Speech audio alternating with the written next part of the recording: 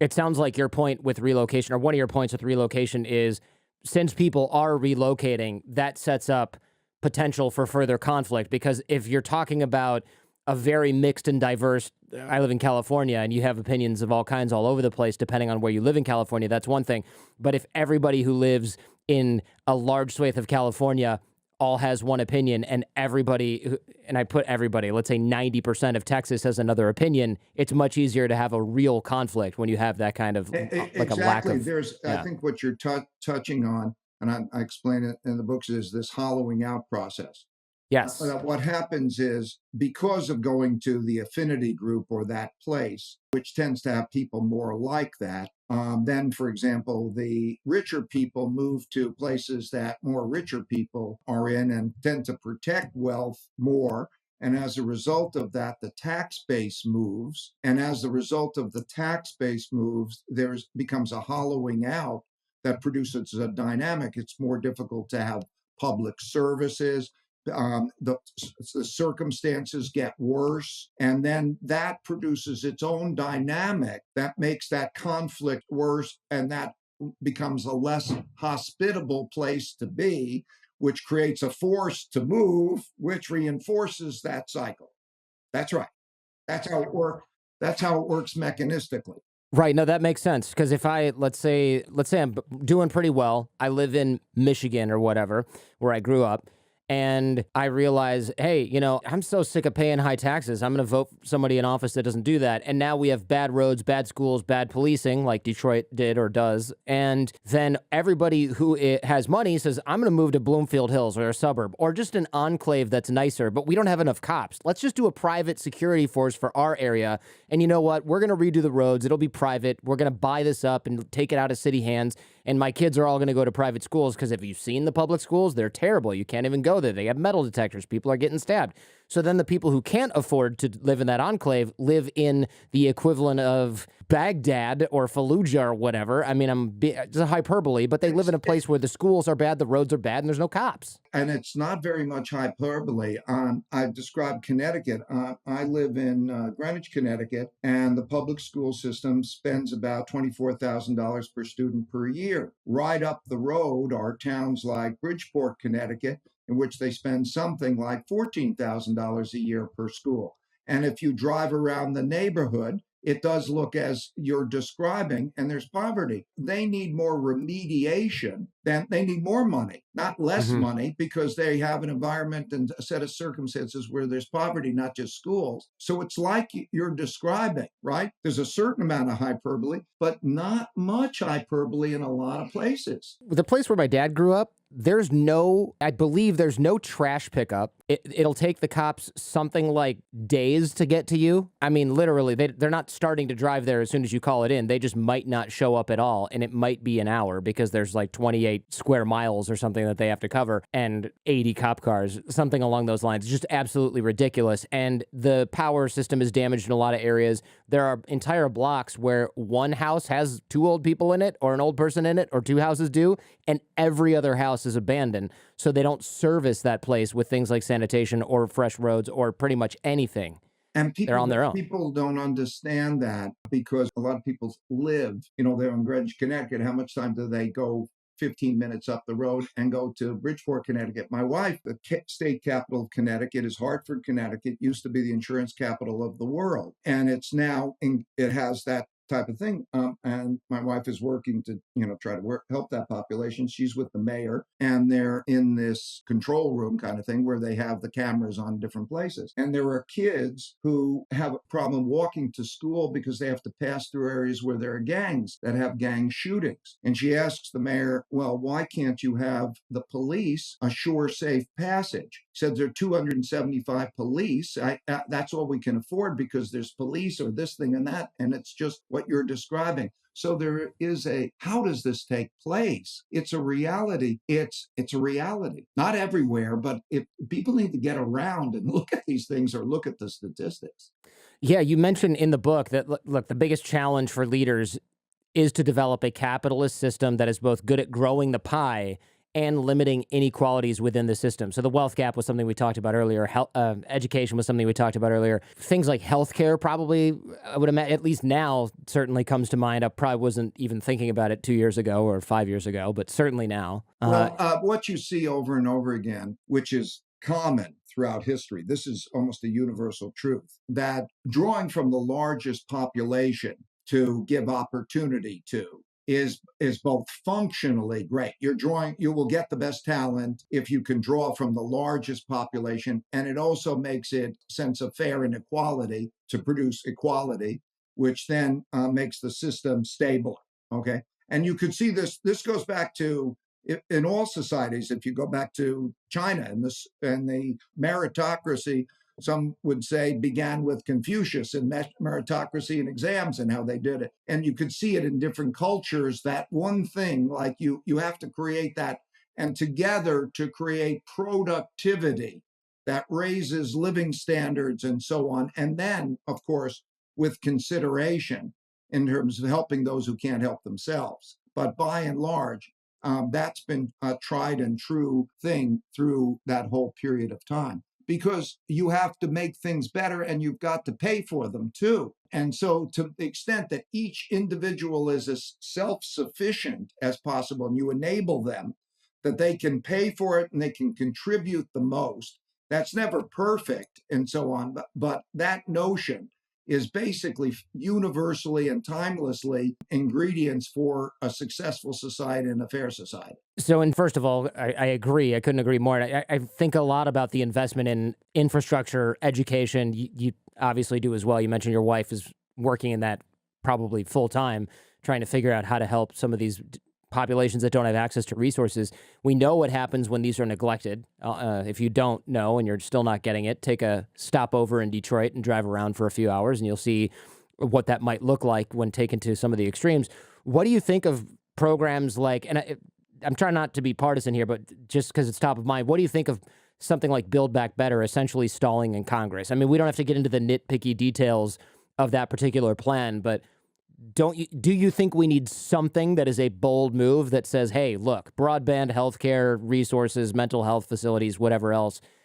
Do you think we need a bold step, or do we need very small measured steps? Yes, I think that I think we need a bold step, and simultaneously, those are in many cases great investments if done well to pay for themselves through their productivity. Right, like we encountered, as I say, but through experiences. So our experiences are sort of the teachers. That when COVID came along, this population didn't have computers and didn't have connectivity. That's like not having water or not having electricity. Okay. Yeah, like it's basic. And so when you look at some of these things, that kind of infrastructure in terms of those basics is a great return on investment, as well as something that makes the system fair. And there are a lot of those, right? So you have to be conscious about those types of things, right? But do you get to pay for it, and how does that work? Because there's a financial part of this that has to also work, right? Because when you create a debt and you're selling the debt, there are buyers of that debt. So there's a supply demand. And if they don't buy that debt, then you have a problem that you have to print a lot of money, and then you produce an inflation. And so how you balance those things requires both a skill level and a sense of what the objective is, right? In other words, you have to have the skill to know how to balance those things. That's an economic financial skill. How do you produce those things? And then how do you sell the bonds to balance those things? And then you have to have the goal in mind. And that goal has to be really that kind of equal opportunity and drawing. So you're being both productive and also creating prosperity that the majority of people benefit from. Nothing since 1982 has increased in cost faster than the cost of a four-year degree. Not healthcare, not real estate, not food, not energy. Nothing. That's saying a lot. Nothing. So you can't just look at that, as some do, and say, well, that just proves how important it is. and how critical an investment it is, because that's what we've been sold right? We've Right. been sold. Yeah. It's not an education. It's not a commodity. It's an investment. Okay. So why did the investment increase exponentially? And I'm not an economist by any stretch, but I think the biggest reason is because we embarked as a society on a concerted effort to tell a generation that the best path for the most people was a 4-year degree, which is also the most expensive path. And then we started showing them pictures of people who didn't get a 4-year degree, who were laboring in all kinds of other vocations that looked like some kind of consolation prize. Yeah, the old work smart, not hard. That and thing then was the guy welding or something. Yeah, no, that literally was one of the first posters in a PR campaign for the big push for college. It was in my guidance counselor's office in 1979. Work smart, not hard is what it said. Mm-hmm. A picture of a graduate standing next to a guy holding a wrench, looking like he won the booby prize. Mm-hmm. So the tropes, bromides, and platitudes fueled the belief that if you didn't get a 4-year degree, you were screwed. So it's very different. College, higher education did need a PR campaign, and it got one. Unfortunately, it came at the expense of all other forms of education. Yeah. And so we turned all of these other pursuits into cautionary tales. Then we freed up a limitless supply of money. And then we put an incredible amount of pressure on kids to borrow whatever it took to get the magical paper that would ensure their happiness. So when people say, Mike, why did college get so expensive so fast? I say that for a lot of reasons, but the big thing behind it was this societal push that gave college permission to charge whatever they wanted. And so they have. And because it's couched as an investment, we just keep borrowing more and more and more. And it's amazing what comes back to me when I make this argument. People will sum it up and basically conclude that I'm anti-education or anti-college, and I'm not. But I am this is so important that we can charge whatever we want. That's just bullcrap, and that's what we've done. And look, it's one thing not to be able to find a job. It's one thing not to be sure what you want to do with the rest of your life. But to be unsure and untrained and in debt, 5 or 6 figures, very, very, very difficult for people to crawl out of that hole. In the book, you mention vulture funds, and this is kind of an interesting spin on things because, of course, we've already discussed, and I'll do a wrap up at the end about how these loans that we give to countries or that companies give to countries or that the United States gives to countries, World Bank, et cetera, is to increase GNP. The real aim is to bankrupt the nation. Later on, we get military favors or other favors for like preferable trade. This is still going on, right? It's almost like modern slave trading. We find a local who might own a factory in, let's say, Vietnam. We pay them a pittance. We pay the workers even less. And we just hide behind the fact that they're a contractor. And, we say we have limited visibility into our contractors, but we're working hard to do more. Thanks for buying our crap, right? I mean, we see that all the time in corporate responsibility statements. What we don't see, I think, is countries have to compete with one another to get corporations to build and do business there. So it's a race to the bottom with these labor laws, right? They lower their environmental regulations. They lower the taxes that these companies have to pay. You mentioned that they then rack up debt offering perks to some of the upper class folks or even the middle class so that they don't complain too much that they're giving away their coastline and things like that. What are the vulture funds? Where do these come into play? It seems like they're buying chunks of the defaulted debt from these countries and then they litigate to collect it. How does that play into all of this? Well, it's part of this modern economic hitman system. So 12 years after I wrote Confessions of an Economic Hitman, or after it was published, I wrote The New Confessions of an Economic Hitman to update that and talk about how we've created a whole new category of economic hitmen. So every major corporation has its version of economic hitman. In my day, that wasn't the case. We were just kind of generic, and we wanted to bring money back to U.S. corporations, and we didn't really care whether Bechtel got the contract or Brown and Root or Stone and Webster, as long as Charles T. Main, my company, got part of the deal. We've still got those people around, but now every corporation has its its version of economic hitmen. As you said, they'll go to Malaysia and they'll go to Indonesia and they'll say, hey, we're going to build a factory here, and we'll build it in Malaysia or we'll build it in Indonesia, but whichever country gives us the biggest tax breaks or allows us to pay our workers the least amount of money, you'll get a factory there. And of course, they do it in the United States too. We saw that with Amazon, having Virginia compete against New York, et cetera, et cetera, et cetera. And the vulture funds are just one other aspect of that whole process, where these countries, they buy up a very, very cheap debt on these countries, and then they go back to the countries and say, hey, you've got to pay us a lot of money, and we'll litigate against it because we're holding this paper and we're going to go after you. And if you can't pay in cash, then pay in resources or pay in cheap labor markets or whatever. So it's part of this whole new economic hitman scheme. And I got to say that those techniques are not winning us friends around the world. In fact, they're putting us in a difficult position, and they're putting American business overall in a difficult position. And I think we need to be aware of that.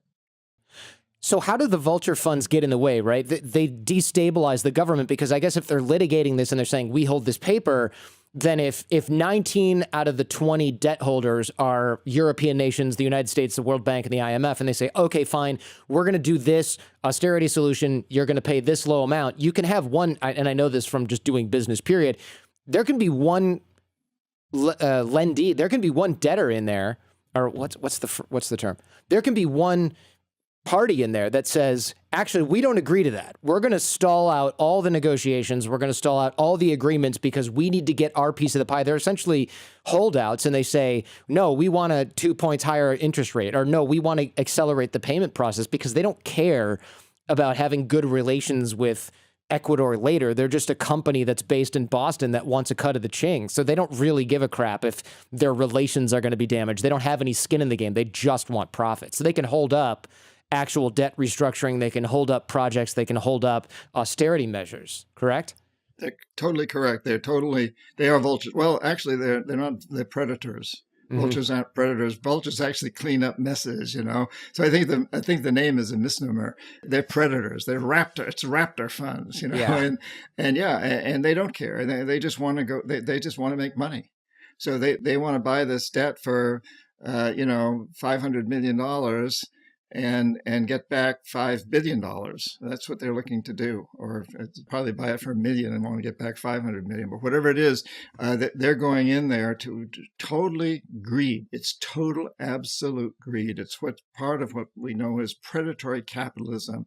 It's not the good form of capitalism that we'd all like to see expand around the world more. This is this other form of capitalism, which is so predatory, so destructive, and has created what, a lot of economists, including me, refer to as a death economy, an economic system that in fact is destroying itself in many ways and consuming itself into extinction. And we need to turn that around and create a life economy that helps to make the planet a better place, and helps to increase relationships between peoples and parties, and cleans up pollution and regenerates destroyed environments and creates new technologies that don't ravage the earth. So that's the area that we need to move into and get rid of these predators. Raptors. All right. So oil prices are usually pretty fragile because one disruption messes up the whole system. It's not elastic like other things. I remember that from kind of Econ 102 back in college.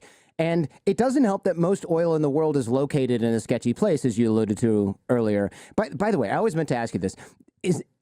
Is that a coincidence, or does having large amounts of commodities in your area just cause governments to focus on extraction to the detriment of literally everything else in their nation and depends society? upon what else you have. So if you look at the Middle East, you're talking about an area where their biggest industries were pearling, frankincense, and fishing.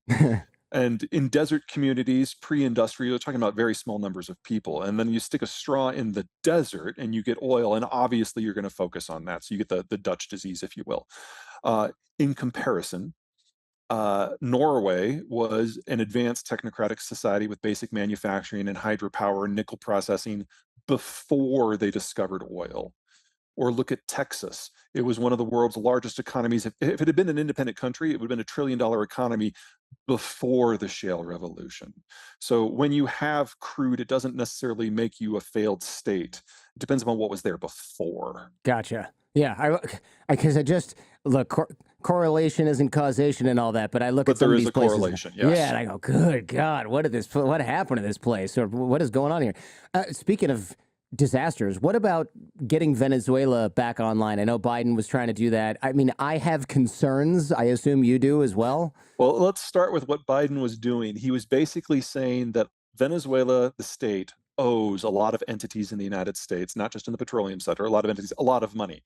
So we will loosen the sanctions a little bit so that the crude that you produce can be sold and you never see that money. That Okay. money goes to the American firms that you owe money to. And if you can keep this up and not be a jerk about it, then a year from now, when you've paid off those debts, we will then begin a more serious conversation about the broader environment. So it's an if, then. So, I mean, do I think that Maduro is a great governor? No. Do I think he's the kind of person that should be allowed to be in control of Venezuela for the long run? Not really. I'd argue that maybe we're not the people to make that decision. That should be the Venezuelans. But we're setting the stage for theoretically what comes next. And if Maduro decides to go back to his old habits, then this dissolves in a day and it's no harm to us.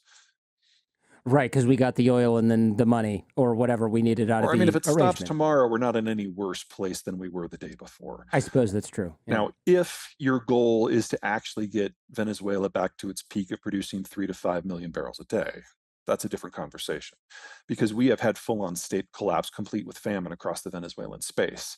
And this isn't Saudi Arabia where it's an easy field close to the coast. You've got a line of coastal mountains, then you've got your population belt, and your oil's below that.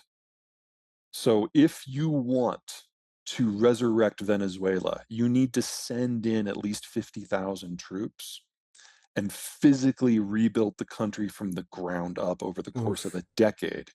And then you have the option of spending $200 to $300 billion to resurrect the world's most complicated oil production system. And you will not get your first oil, and if you start today, you will not get your first oil most likely until at least 2035.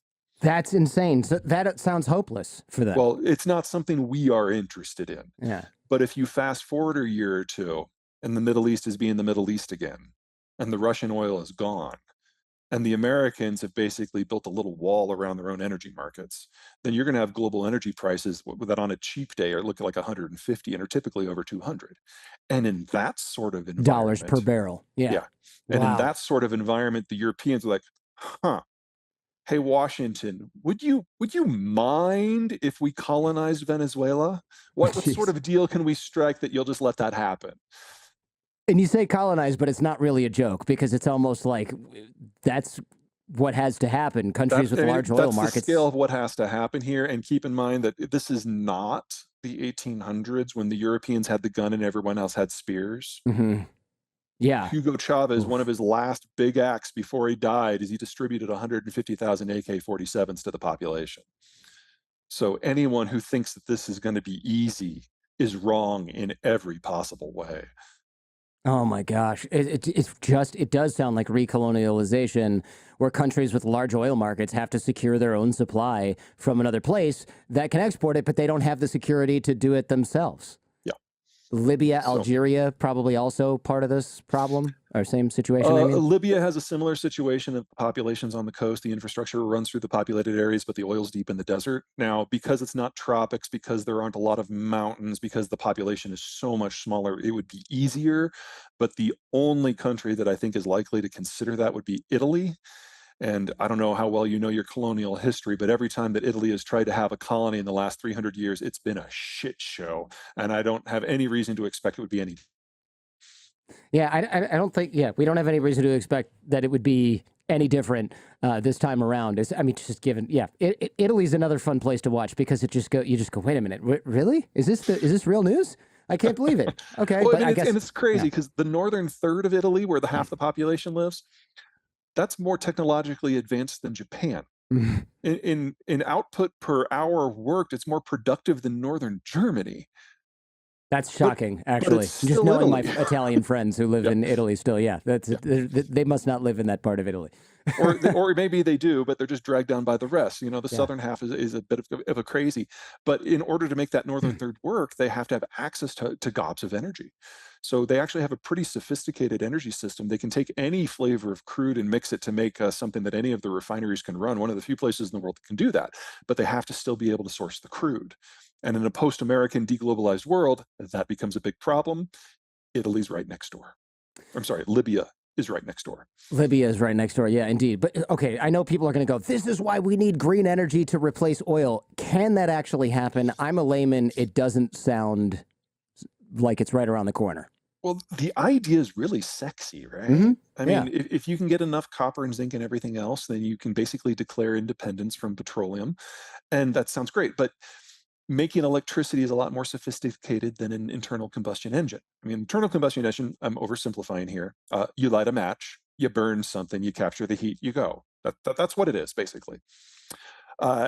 If you want an electricity storage system and transmission system, you need an order of magnitude more machinery, more materials, and more different kinds of materials. You need your cobalt, you need your lithium, your copper, your zinc, and all the rest.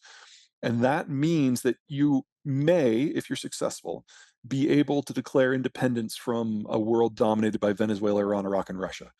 But it now means that you have to be inextricably linked to Canada and Mexico and Bolivia and Chile and Brazil and Argentina and Peru and Vietnam and Indonesia and Malaysia and Australia and Pakistan and India and China and Kazakhstan and Mongolia and Turkey and Algeria and, oh yeah, still Russia.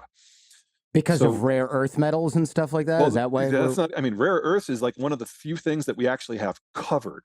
You need at least 5 times as much of all of these materials as the globe produces right now to make the green transition work.